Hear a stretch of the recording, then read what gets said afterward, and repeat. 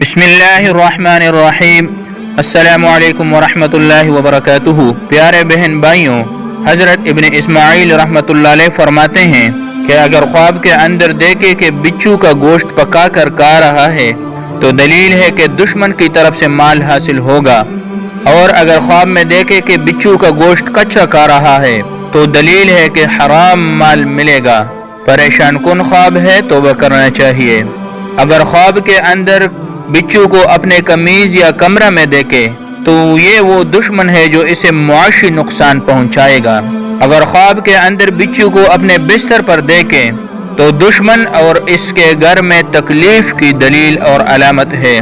اگر دیکھے کہ بچھو اس کے شلوار میں آ گیا ہے تو دلیل ہے کہ اس کا دشمن اس کی بیوی سے بدکاری کرے گا۔ پریشان کن خواب ہے، صدقہ کرنا چاہیے۔ اگر بچھو خواب میں ڈنک مارے تو دلیل ہے کہ دشمن اس کی غیبت کرے گا اور ڈنک کے بے قدر نقصان بھی پہنچے گا۔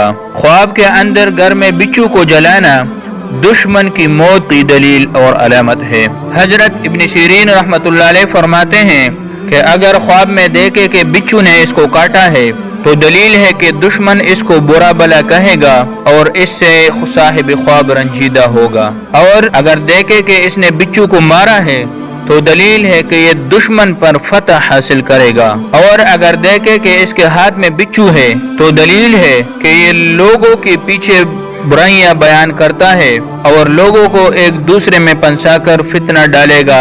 پریشان کن خواب ہے، صاحب خواب کو چاہیے کہ توبہ کرے۔ حضرت جابر مغربی رحمۃ اللہ تعالی علیہ فرماتے ہیں کہ اگر دیکھے کہ یہ بچھو سے ڈر گیا ہے اور یا اس کو بچھو نے کاٹا ہے تو اس بات پر دلیل ہے کہ دشمن کی طرف سے نقصان پہنچے گا، اور بعض اہل تعبیر نے فرمایا ہے کہ اپنی عورت سے جماع میں کمزوری پائے گا۔ حضرت امام جعفر صادق رحمۃ اللہ تعالی علیہ فرماتے ہیں کہ خواب میں بچھو کا دیکھنا 3 وجہ پر ہے۔ نمبر 1 دشمن، نمبر 2 حاسد، نمبر 3 غیب بینی کرنے والا۔ پیارے بہن بھائیوں، تو یہ تھی خواب میں بچھو کے دیکھنے کی مختلف صورتیں اور تعبیرات۔ امید ہے آج کی ویڈیو آپ کو پسند آئی ہوگی۔ ویڈیو اچھی لگے تو لائک کیجئے۔